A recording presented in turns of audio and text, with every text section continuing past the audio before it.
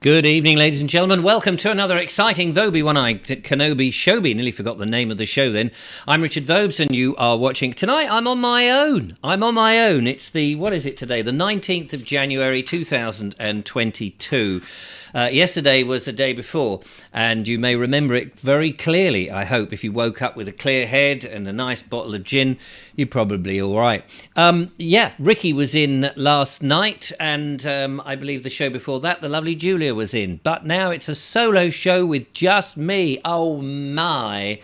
How are we going to cope with that? I don't know. But anyway, you may be wondering why I'm wearing this green jacket. It's a bit chilly up here in the studio, but I don't want to put the fire on because sometimes when I put the fire on, I've come up from upstairs. I was really hot because I've got the fires on downstairs and it was really warm, nice and warm downstairs. I came up here, it was a bit chilly, but at the same time, I wanted to cool down, so I didn't like that one. And sometimes if I do the two, the gas which I'm using in here sometimes just makes my face glow a little bit. So I didn't want my face to glow in tonight's show. No glow in tonight's show. Thank you very much. That's very kind of you.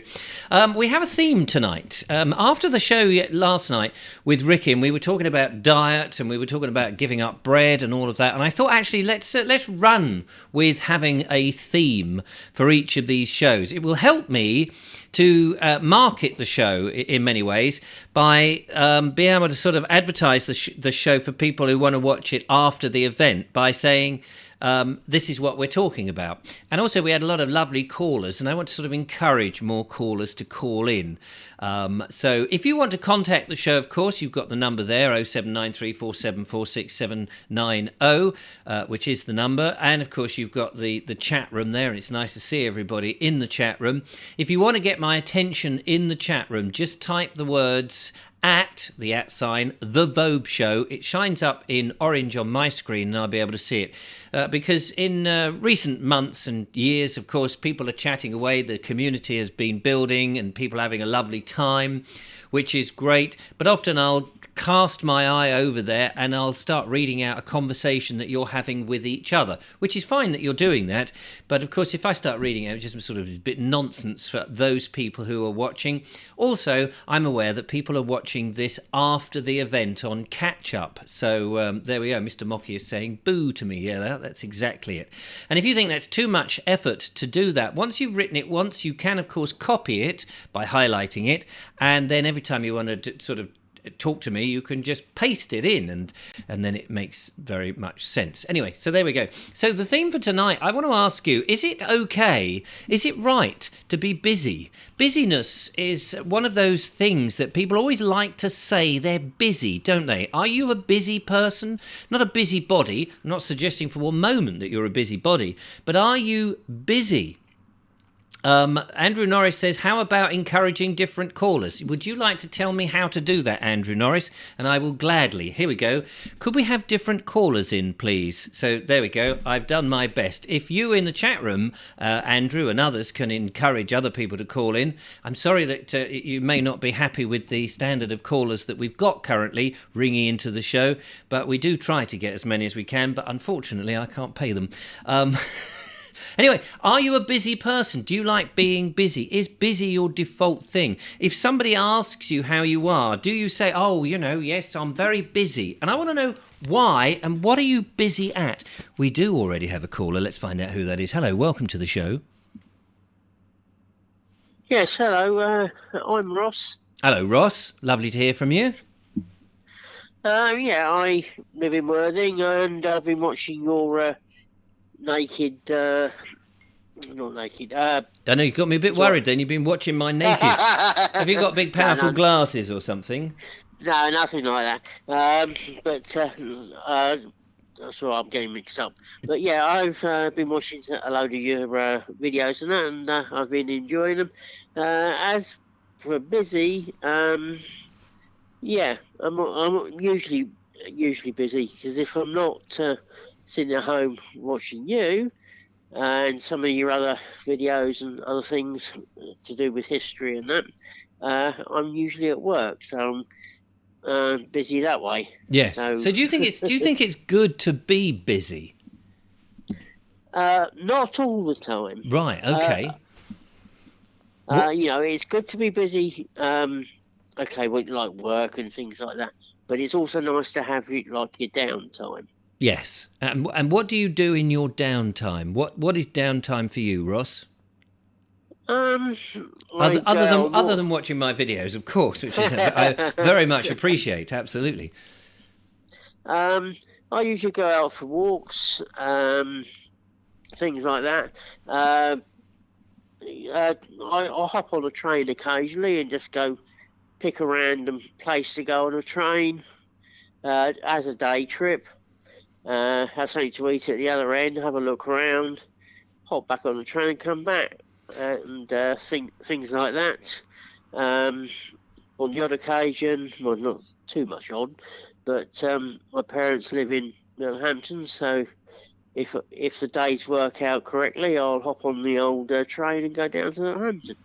And you sound like you've got your sort of that horrible term, work-life balance, in which you've got work and then you've got the rest of your life, and it seems like you've sort of got a nice balance between the two there.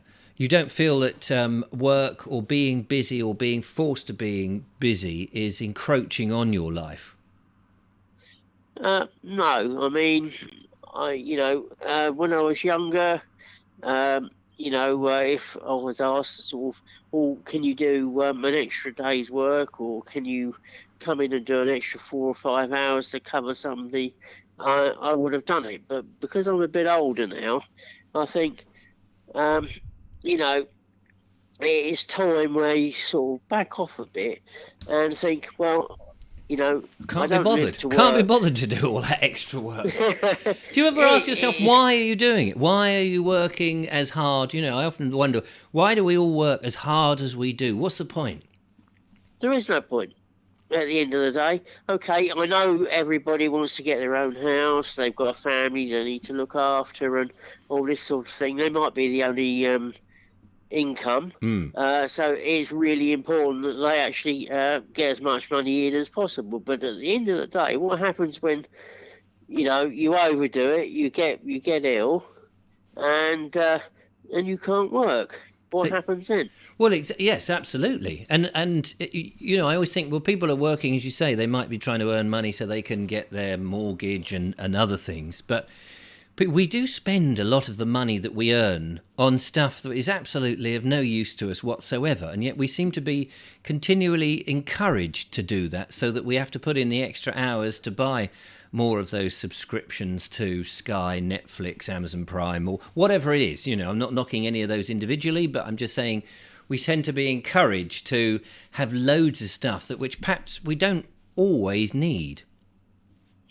Yeah, this is very true. But the thing is, if you look around, like I've got something called a Roku stick, which is what I'm using for my TV, which runs off the Wi-Fi, so I can watch YouTube and things like this. There's so many apps out there that you can actually put on your TV through the stick, where you can watch all free films, all free documentaries and all this sort of thing, which costs you absolutely nothing. You can do things like that if you look around.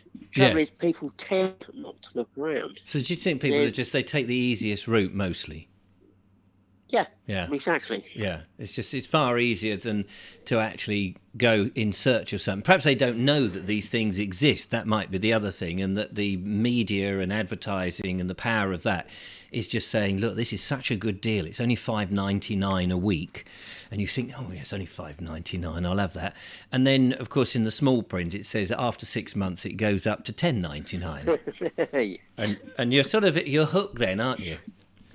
Where do you go walking up on the downs? You said you're in Worthing, Ross. Do you go walking up on the downs? Yeah, occasionally I do. Where's your favourite? I like to. Sorry, go on. Chancery Ring. Oh, it is beautiful up there. And also like High Down as well, because it's one of the ones where the buses. Well, that's the thing. Near. Yeah, absolutely. So there are plenty. Are there plenty of bus routes to get you out into places that you want to be, or is that a problem? It tends to be a little bit of a problem because Quite restrictive, I should think. They're very restrictive, yeah. I mean, I get to the point sometimes where I think, well, should I bother with the trying with the bus or whatever? And no, I'll spend a little bit extra money and use a taxi to actually drop it off, because although I can drive, I haven't got a car or a motorbike at the moment, so it's public transport. And to be honest, sometimes it's so much easier, though it costs a lot more money, just go down to the taxi and say, can you drop me off at so-and-so and pick me up at a certain time. Right. Oh, well, that sounds excellent. You mentioned a motorbike. You'll have to tell us in another day about your travels on your motorbike. Yeah, it was a few years ago now, but yes, I think that might be an interesting thing. I'm just trying to sort of come up with lots of themes for the shows, little topics of discussion. So there you are talking about having had a motorbike, and I think travel, places, how you move about, how you get to places could be a good topic. I'm sure everybody, it's just finding things that everybody can react to. Better move on, though, Ross. But it's been lovely. Thank you so much for calling and being the first caller of the show. You're welcome. You're a star. And do call again. I certainly will. And hi to you and hi to everybody else that works on the show there and that is listening. And I will catch you again. Thank you very much. Fantastic. It's lovely to have spoken to you, Ross. Take care. Look after yourself. And you. Bye-bye. Bye-bye. There we go. That was Ross from Worthing kicking off the show. Andrew Norris said, can we have some different callers? And there we go. We made it. So Andrew's happy, I'm happy, and hopefully the audience is happy. And it was lovely to speak to Ross. So there we go. Lots of comments going out there. Remember, if you need to... Oh, here we go. Another caller, which is fantastic. Are you busy? Do you have a busy life? Hello. Welcome to the show. Who's calling? Zane. Hello, Zane. How are you doing? I'm pretty good. How are you? Yeah, no, I'm very well. Thank you very much. Busy doing the show. Are you a busy bee? Yes. Always. What always? Is it? Do you think it's good to be busy? Yes. Why is that? Busy keeps you motivated. Ah, right. Okay. So what are you busy doing? Fixing cars.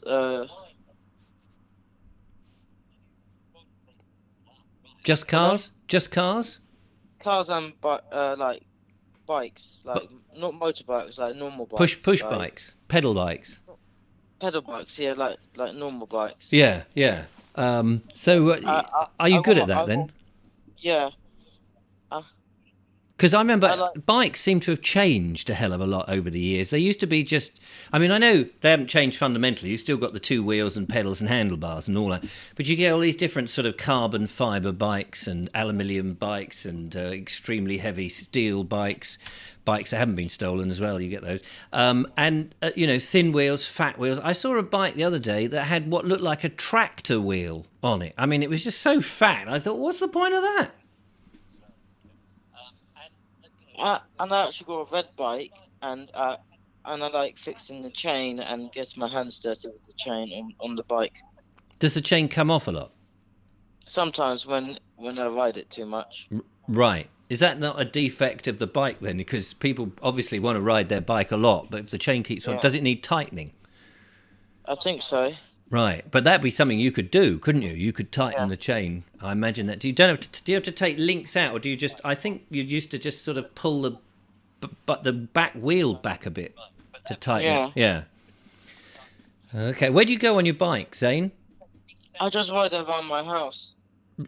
Around the house? Not inside the house, outside the house. Just around and around. Is it a big house? I just go in the back garden. Right. Oh, okay. So you don't go out on the dirt tracks up and in your. No. Where are you based? In Worthing. In Worthing. Yeah. So you don't go up on the downs or anything like that on the bike. Yeah, where my nan lives, did you hear of? Have you heard of this place called Devil's Dyke? Yes. Does your nan live on Devil's Dyke or near it? Near it. And so have you been up there on the bike? No, I've been on walks near Devil's Dyke, and Yeah. I sat there like looking at the view while I was eating my lunch. Excellent. Well, it's a lovely place to go to have a good view and eat your lunch. Of course, there's a pub up there, and a lot of people do cycle up there. I remember filming at 5 a.m. During the lockdown. I got up there really, really early to see the sunrise and to do some filming. And blooming cyclists were up there already, and runners and joggers. And I'm thinking, goodness sake, can't you have a lie in whilst I'm trying to do my filming? It's very inconvenient, but they were out. But anyway, good to know that you're busy and you're busy fixing your cars and your bike. And thank you very much for calling in, Zane.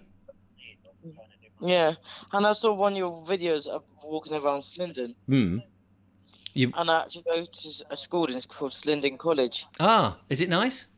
Yeah, it's a big school. Ah, right. You can't cycle there, presumably. I think you can.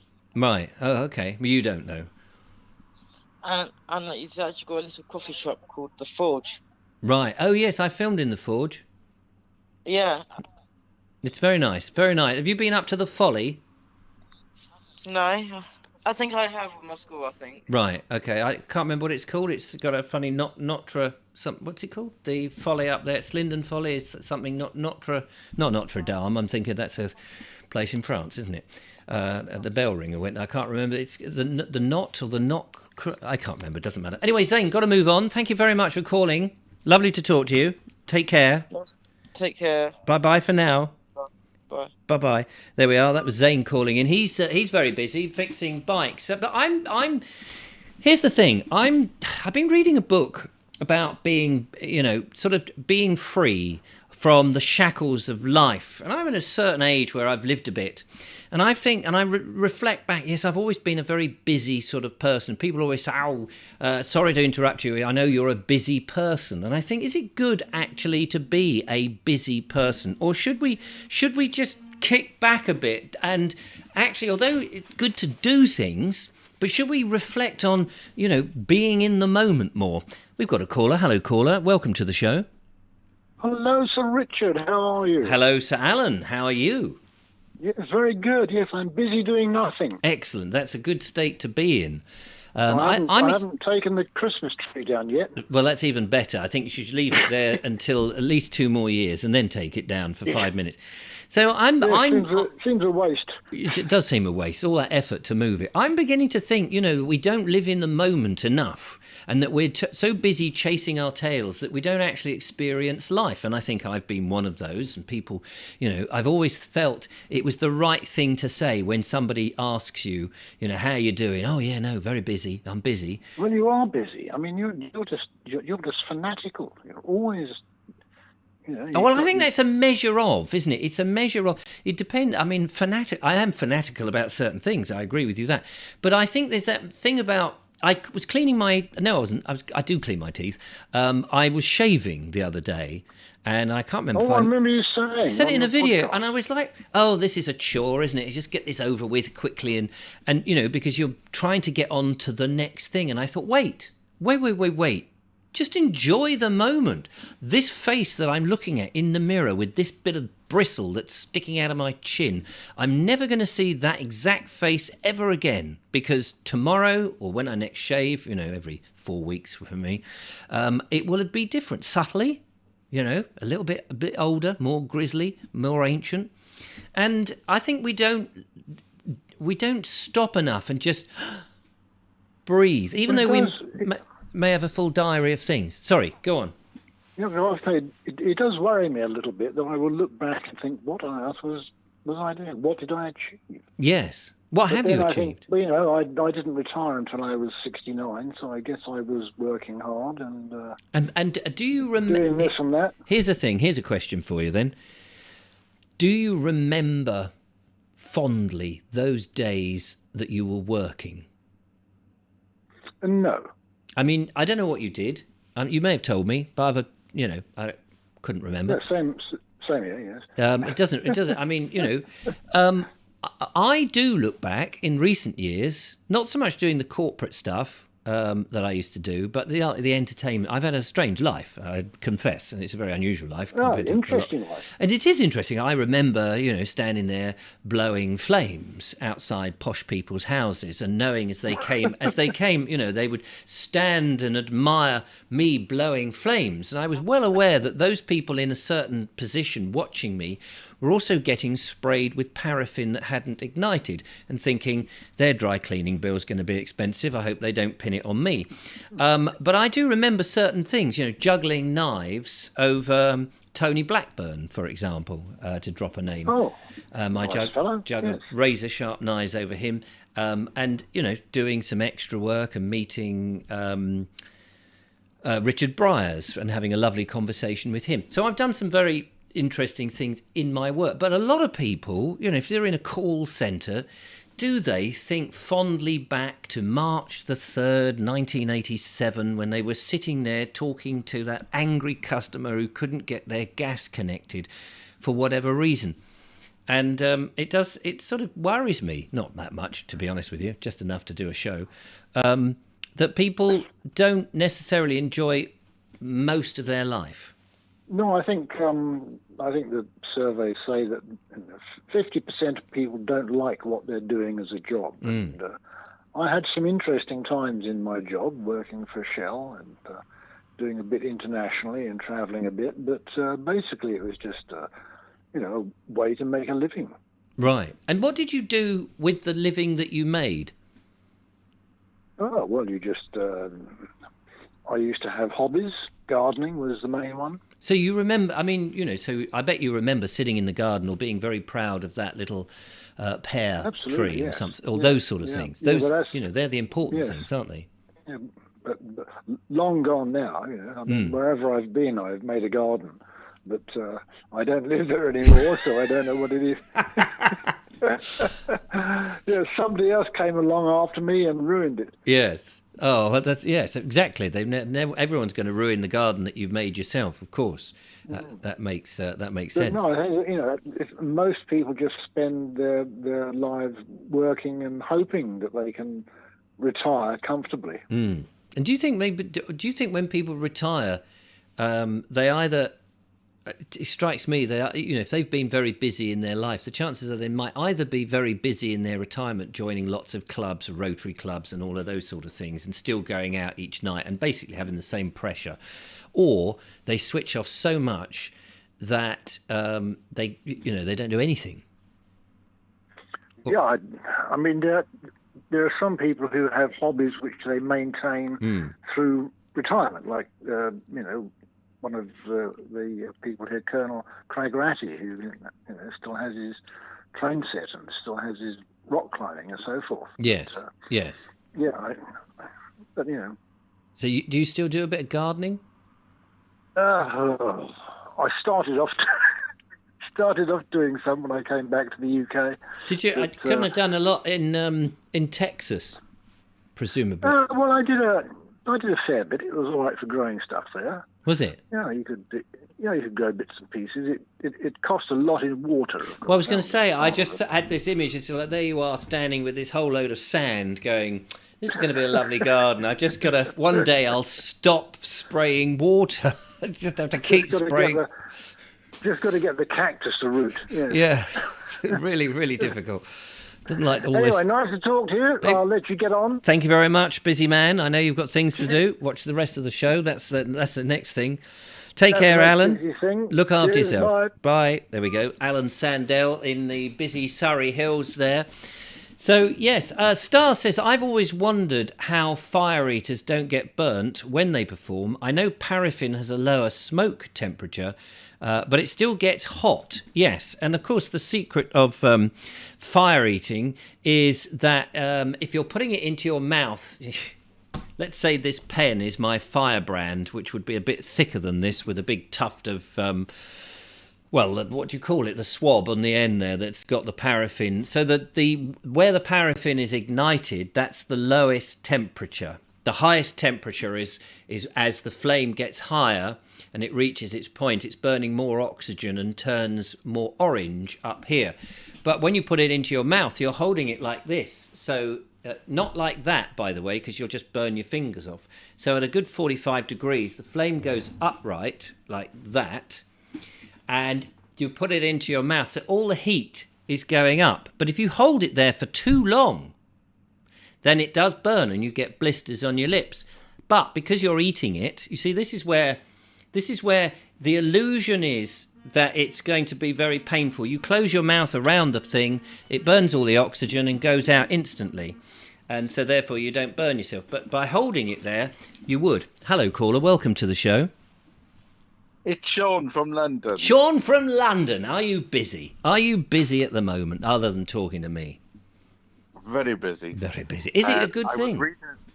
I was reading in the paper that apparently 80 companies are doing a trial over the next 6 months. Right. Where you only work for 4 days a week. Oh, yeah. Get paid for 5. That's not. Could they do it where you're only working 2 days of the week and get paid for 7? And they think people would prefer to be busier for 4 days rather than 5. Really?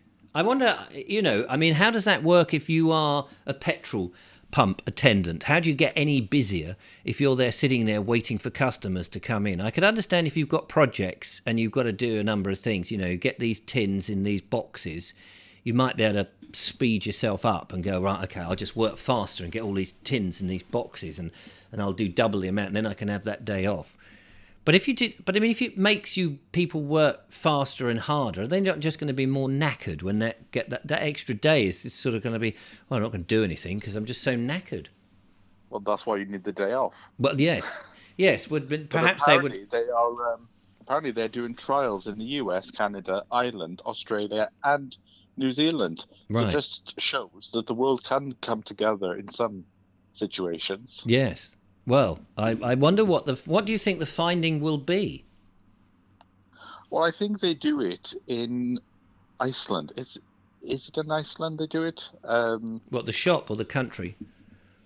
No, the country. I think they tried it there, and I think people wanted to go back to the 5-day week because the day off they picked was in the middle of the week rather than on a Friday. Right, okay. Because, you assume that people will, if they get a choice, when do you want to work? They'll say, well, I'll work Tuesday, Wednesday, Thursday, possibly Friday, so they can have a long weekend. Yes, well, that's what you would think. Yes, because if they say if it's like, well, it's a 4-day week and you can go Monday, Tuesday work, Wednesday off, Thursday, Friday, then it kind of go, yeah, that's a shame, isn't it? Because in 3 days you could go down to Paris or you could go to Devizes or even Scotland. Well, I'm just looking at this now, and in Iceland they did a 4-day working week between 2015 and 2019. And they tried it out in preschools, offices, hospitals, and social services. Right. And it was a success, so they kept it.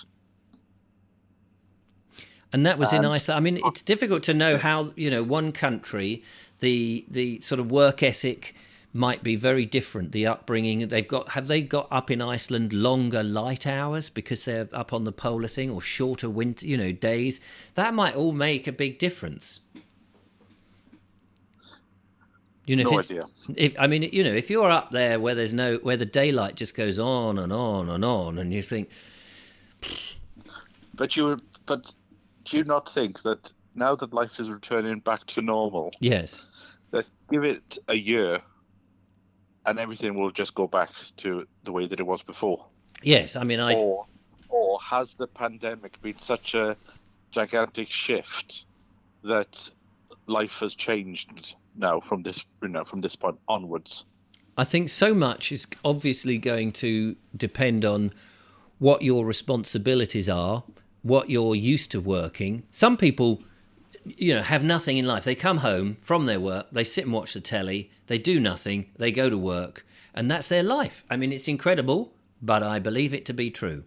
And they may think, what am I going to do? And then you hear those people who are retired, and the wife says, He's always in the house. I don't know what to do with him. He trips over me. I don't know. He doesn't know what to do with himself. He's spent all that time. There's a lot of people that retire and then they die within 6 months. Yeah, and if they just carried on, so it's a very interesting thing. But I guess you could always, if you didn't want to work, if you didn't want to not work, you could always get another job, presumably.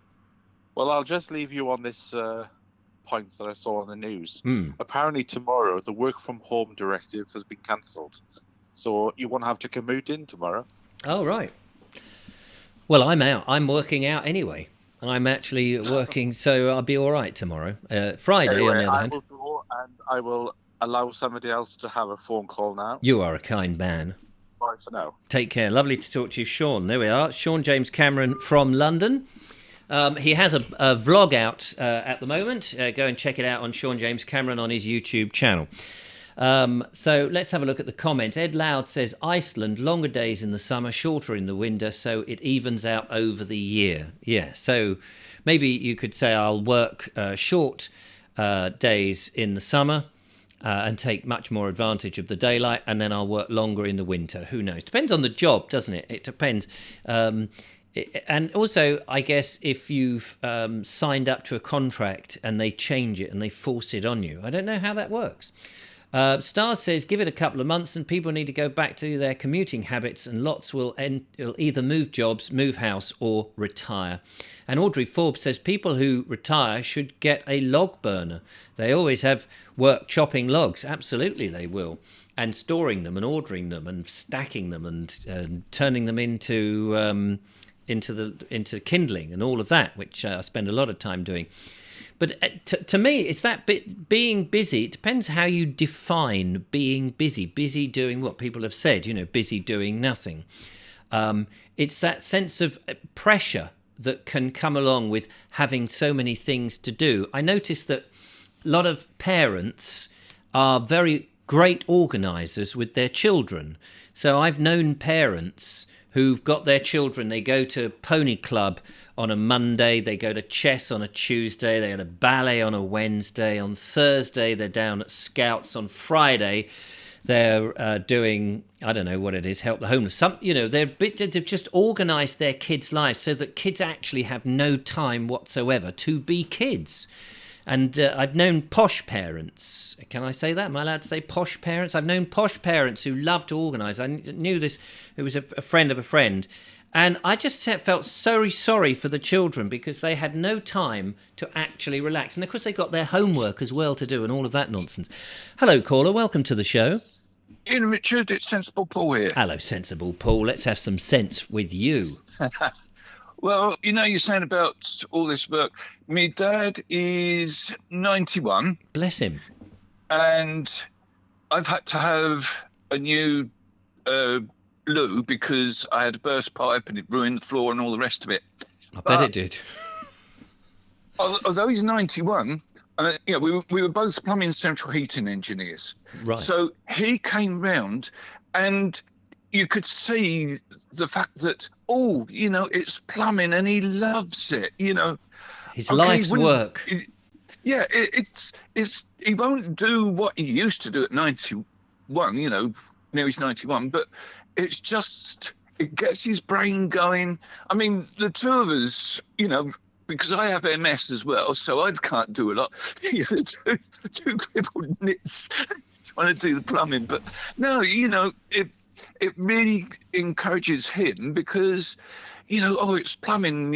You see the way he's enlightened, Yeah, absolutely. I can just picture him coming in, and then it's almost like, wow, I've been transformed back where I'm actually useful again. Yeah, absolutely. And I think there is that's so important to feel needed and to feel useful.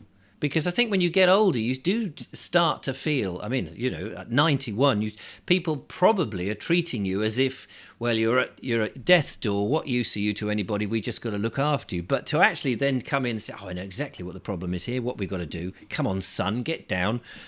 And I can, and he, as you say, he was in his element. Yeah.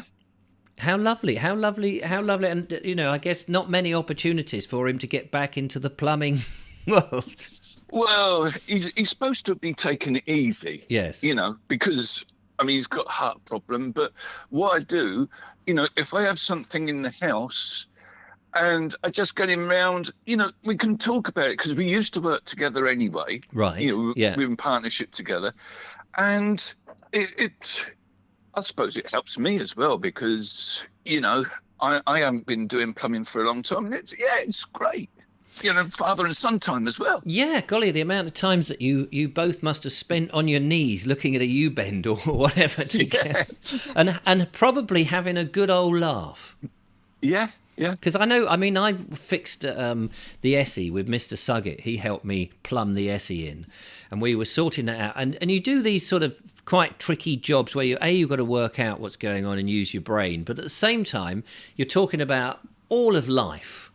And you're just having a laugh at the same time, going, oh, blimey, look, what have we got to do here? We've got to do this. And you're trying to do that. And at the same time, you say, oh, I was thinking of buying this car. And I don't know, it took me to France and that didn't work. And you just, it can be such a lovely time with camaraderie with somebody.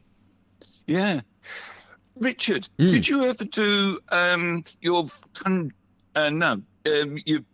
conjuring, ventriloquist, getting people to do what you want them to do. What do you call it? Hypnosis? Hypnosis, yeah. Did you ever do that in a university thing? Sorry about that. No, that's all right. I did do hypnosis, but not on stage, not as a performer. I was never a stage hypnotizer. Right, because I wondered if I'd worked with you at a university, because I'd done karaoke with my wife at that time, and somebody came on and done hypnosis, and it was in Worthing, believe it or not, and I just wondered if I'd worked with you by doing that. Oh, right. Where was the venue? I can't remember. This was some years ago now. Yeah. No. It's over 20 years ago, so... Right.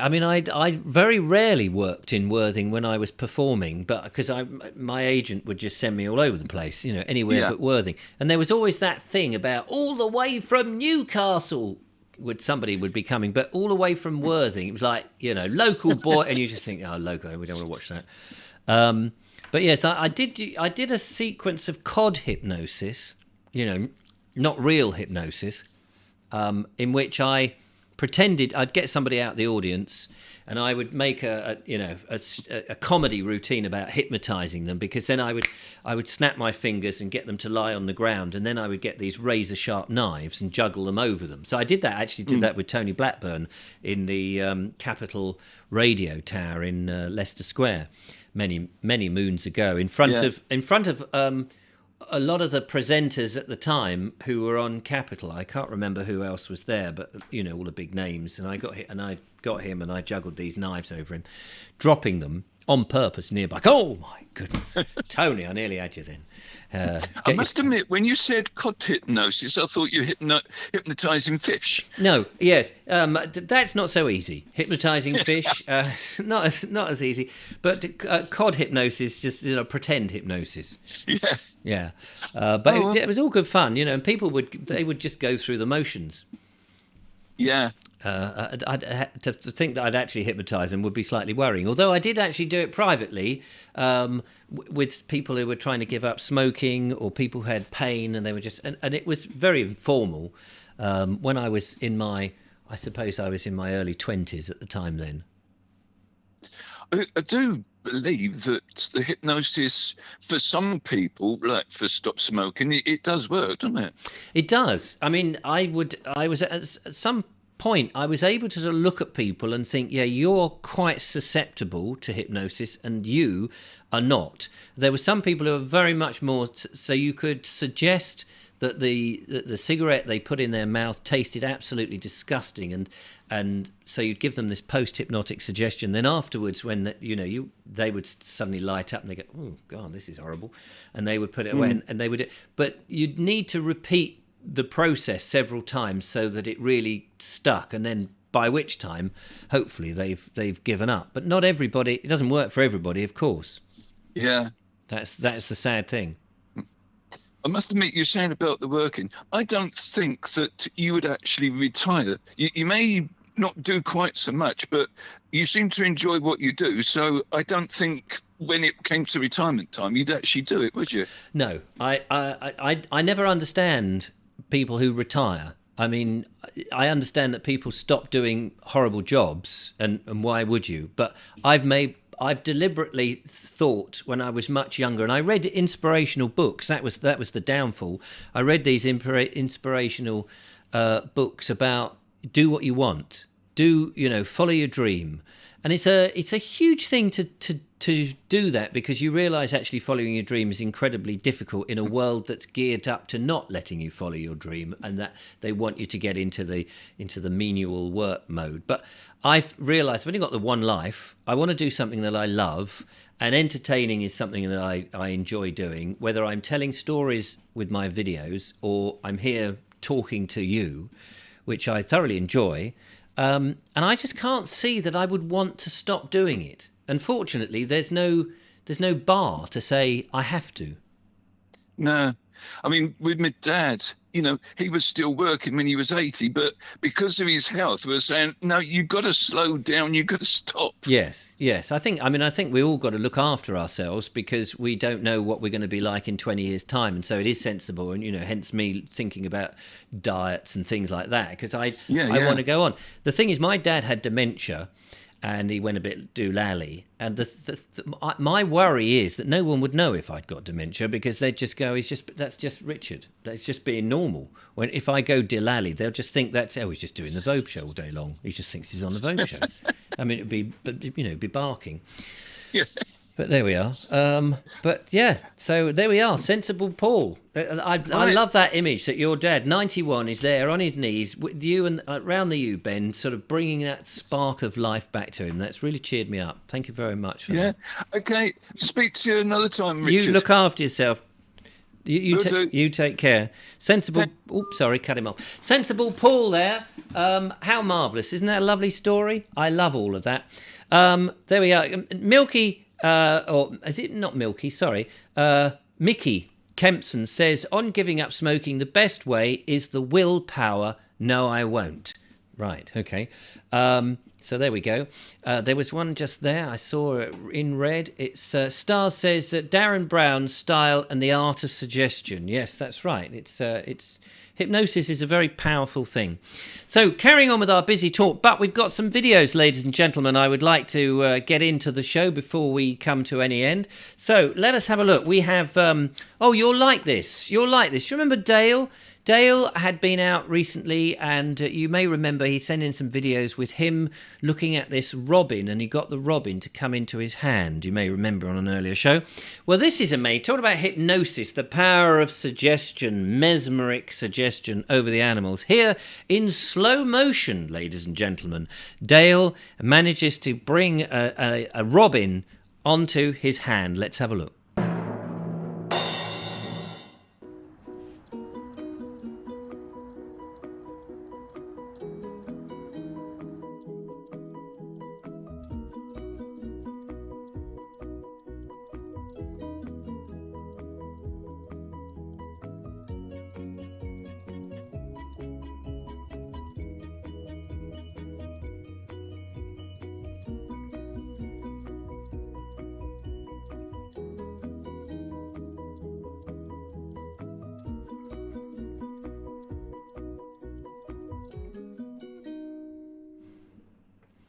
Isn't that incredible?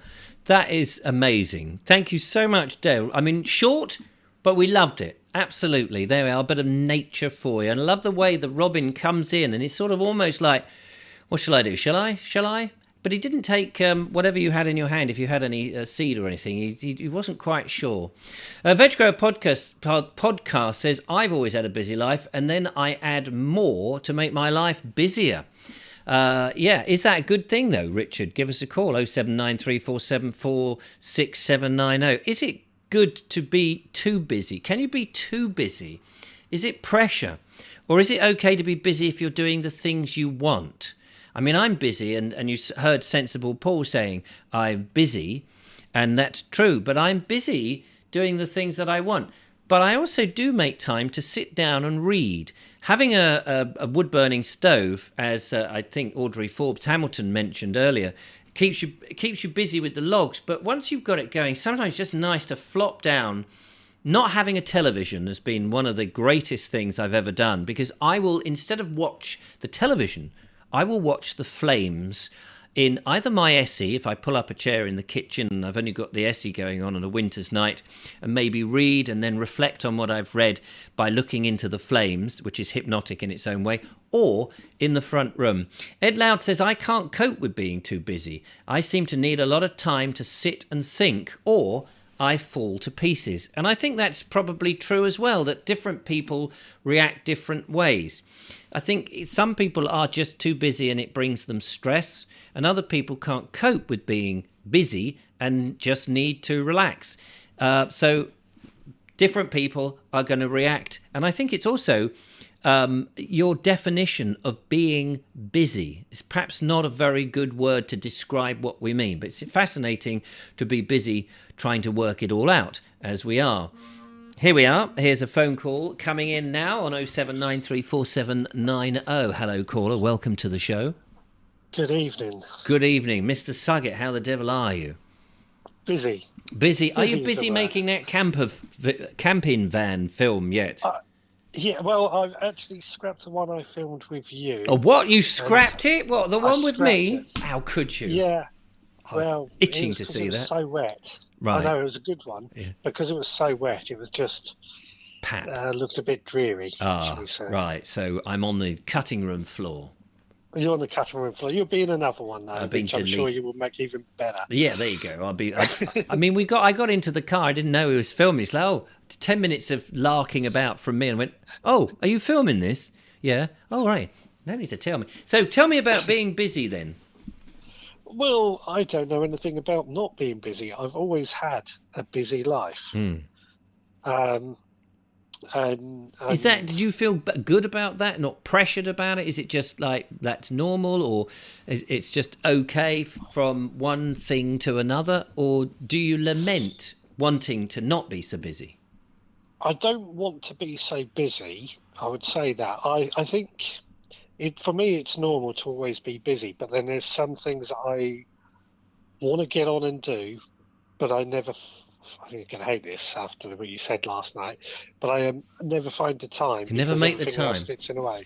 The thing is, when you come round to see me, and you pop in sometimes after work, and you say, "Oh, I'm in the area." I said, "Oh, come and have a cup of coffee." We can spend 2 hours just chatting about this, that, and the other. Yeah. And that's lovely, isn't that lovely? Oh yeah. I mean, I love it. Yeah. I love it. I love those moments where you can just sort of go off, talk about all sorts of stuff, put the world to rights. We're not really being busy, are we? We're sort of decluttering our brains with stuff that's whizzing around. Yeah, I think that's very true. I mean, I think when I pop around like that, it's a bit like when we used to, as a species, go down to the pub and chat with your mates. As a species, we would go to the pub. I like that. Yeah. That's very good. So, but ordinarily you're busy. So I know you have a busy work type of thing because you're often on call as well. Which, so you have your schedule of day work, but you also have times, days or weeks where you're on call, which means you're at home or in your allotment, or you can utilize that time, but if somebody calls, you've got to go.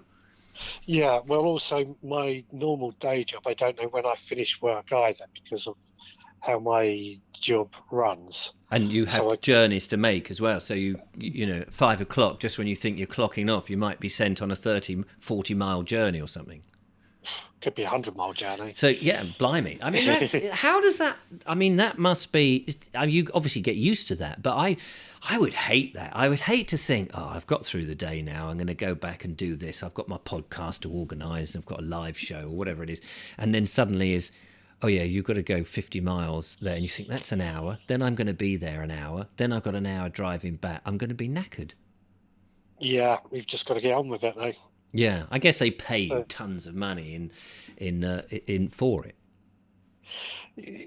Well, I'm assuming. I'm not inquiring how much you get paid. But here's the question: This is another question I would think for another show. Is what you get paid worth it? I don't necessarily mean pound for pound. I mean, and this is a debate for another show, but I just shove it in briefly now. I think a lot of times we're working, and we're working and we're working and working, and we may make more money than we actually need, but for some reason we carry on doing that because we can, and we're not necessarily living enough. Yeah, no, I think you are right there. I mean, I would say I'm paid enough. Of course, if my boss wants to pay me more, I'm going to turn it down. Yeah, of course not. But of course, if he wants to pay us more, then he's probably going to expect more at the same time. Yes. That's the thing. He's not just going to say, "Oh, do you know what? I'm going to give you all a rise just because you've been good, and you don't have to do any more." Because why would he? And that's the way life is, isn't it? So when you do get home, tell us some of the things that you have busy on, because we know that you have your allotment, which that's quite a demanding thing, isn't it? Oh, the allotment is at least 8 hours a week. So that's a day at least. Right. That you got to spend on the allotment, plus a garden at home. Amanda just heard you say that, and she straight away pointed at the dog. The dog's got to be walked. Yeah, got to be walked. I mean, and trained, because obviously she's a 6-month-old puppy. Yes, that's taken up a lot of time. The allotment, and housework and things like that, and cooking food. Yes, actually being able to cook food properly.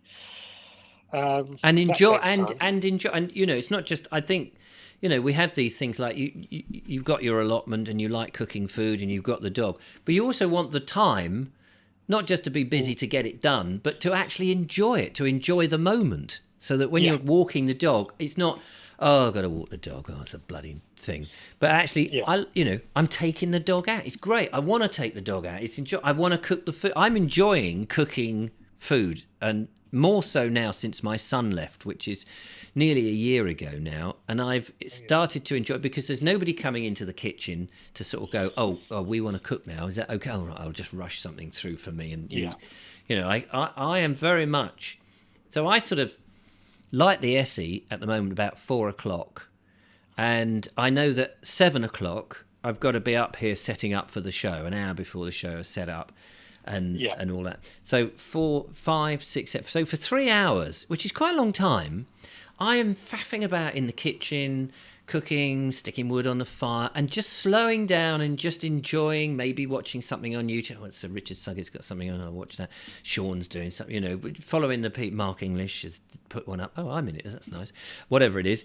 Enjoying a bit of that as I'm cooking and then washing up. And I love washing up. I love washing it. Yeah. I love washing my own washing up, not, in case somebody says, could you come and wash our stuff up? And it's that sense of I'm in the moment. I'm enjoying doing this. It's not I'm rushing to get this done because I want to schedule my day with a million things. Yes, I think that's hit the nail on the head, really, when you're trying to rush. I mean, I love cooking, as you know, but I don't always have the time to cook what I would really want to cook. Right, because you said in your text that you have got a busy life, and then you make it busier. What do you mean by that? Like adding the dog for one. Yeah, adding the dog made it busier. I was always busy before I met Amanda. Amanda made my life busier because that's what happens when you're in a relationship. Oh, I'm glad you mentioned me. You're welcome, Phil. I'm glad you mentioned me. Do I fall in it? Yes, darling. Yeah, you're part of it. You're part of my life too. And that's the thing. I guess, I mean, and I don't want to pry on this, but this is just a general thing. Very often when you're courting somebody or you're going out with somebody for the first time, you make a lot of time for your partner, don't you, for each other. And then you get into the rhythm, you get married and what have you. And if you have kids, then they sort of take a lot of your time, or you have your hobbies or work and stuff. And often we forget those very important things, like our partners or our parents or whatever it is, those very key things. We often forget to make time for, or indeed, as we said yesterday, our health. We often forget those because we think that these other things are more important. Yes, I think you're right there. We think that going to work is important, and it probably is important if you want to live. But if you want to live, if you don't want to live, well, don't worry about it. Well, yeah, don't worry. I mean, but people with highly demanding jobs and who work long hours, and in jobs they don't enjoy, why are they doing that? And exactly, why are people doing jobs I mean, I know the stock answer is, well, I have to earn money and I've got to earn this much money and what have you, but all the time they're doing that, I just think to myself, while you're doing that, are you looking or retraining to do the thing you want? And a lot of people don't. They just think they're stuck doing that, and then they resent other people who are doing what, I mean, I know that people often earn so much more money than I do, and they'll say, Richard, but I'm envious of your life. And you think, but I earn so little compared to somebody who's just out of school, who can get a job and earn much more than I earn. I mean, I'm in a very privileged place that I've paid the mortgage, so that is, it's the only way I could do it. But I just don't chase all these things that the mainstream media and marketing are telling us that we always got to have. I was going to say a flash car, but I had bought myself a lovely van, so I've got to be quiet. Oh, have you? Yeah, did you not know? But it's in general, I don't smoke, I don't drink, I don't go down the pub, I don't have television subscriptions to things. There's a lot of things I could spend my money, so I don't need to earn as much, is what I'm saying. And I don't do takeaways. I have a very boring life to some people, but it's my life, and actually I find it fascinating.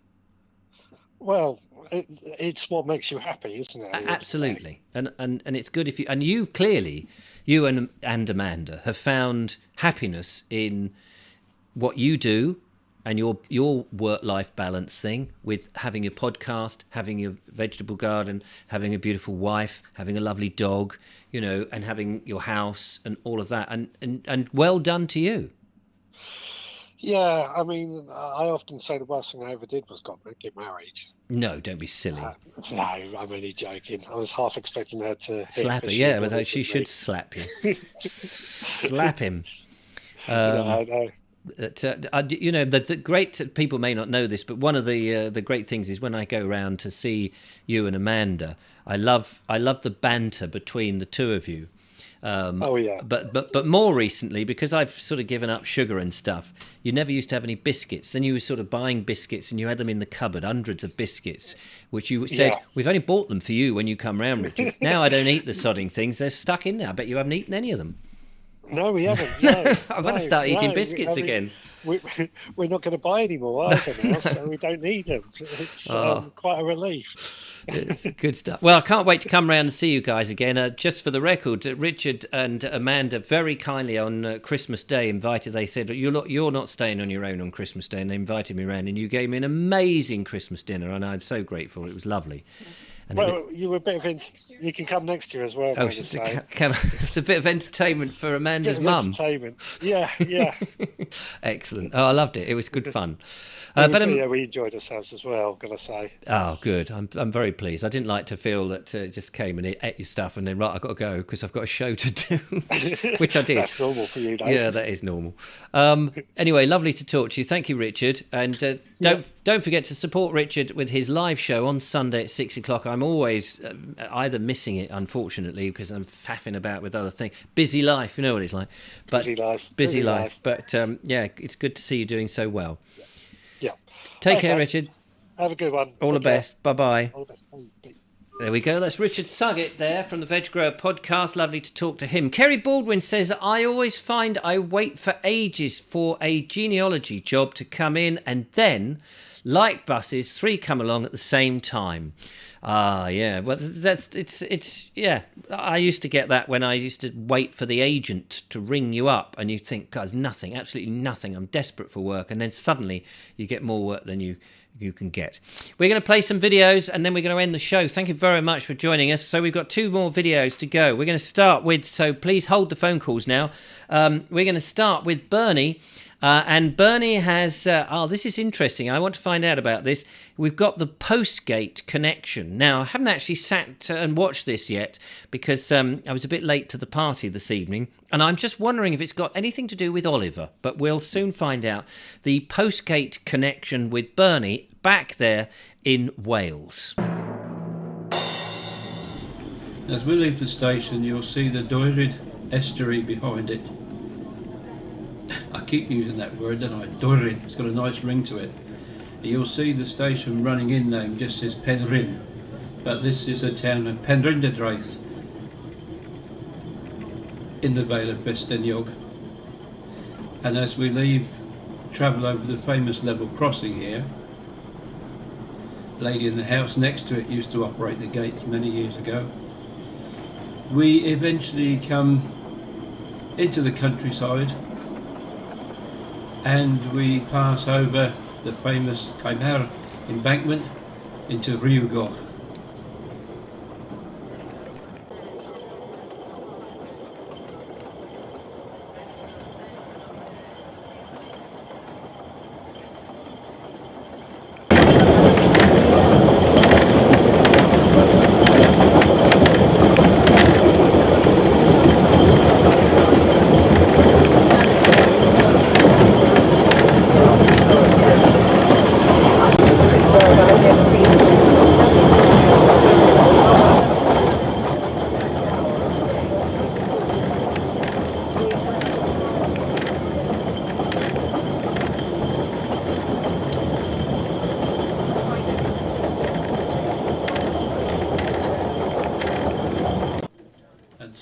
Coming to Tannibulk. Tannibulk, I hear you say? That name sounds familiar. Morning, John. Morning, Ivor. Morning, Die Station.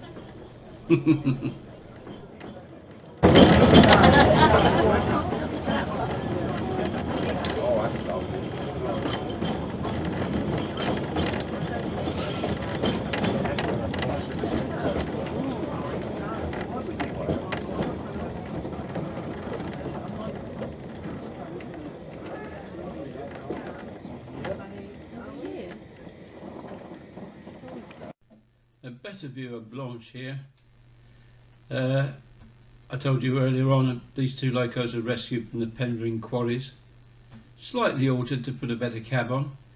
Hard to believe it's over 50 years since I made that first trip behind her.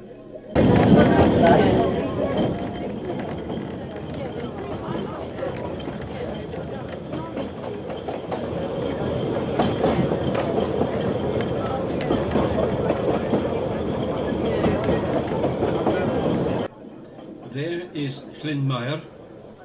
At this point, we're running on a narrow ledge on the mountain side. You can see the steep drop there. Before we plunge into the very short but dark Garnaith tunnel. Quite a shock if you're not expecting it.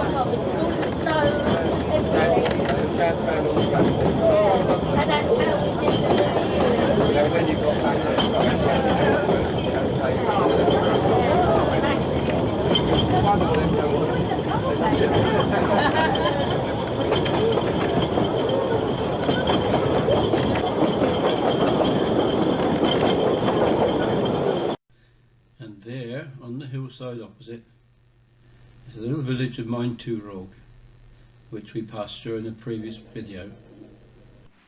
There we go. How about that? Sorry about the sudden volume changes in there. I had nothing to do with that. That was on the soundtrack one was quite low and the other one was suddenly really, really high, and it's a bit unexpected because I hadn't really seen it through. But Bernie, very interesting. Good to see the Oliver Postgate connection there. Oliver Postgate was a conscientious objector in the Second World War. I've got his autobiography on my shelf somewhere. Fascinating man who, of course, made Bagpuss and all those other TV series is In a Cowshed, The Clangers being a classic. We are going on another train journey, ladies and gentlemen, to end the show. For we have Steve Agger. He's got a train journey on the Brighton Main Line to the Ouse Valley Viaduct. So from Wales to good old Sussex in England, let's join Stephen Agger on his train journey.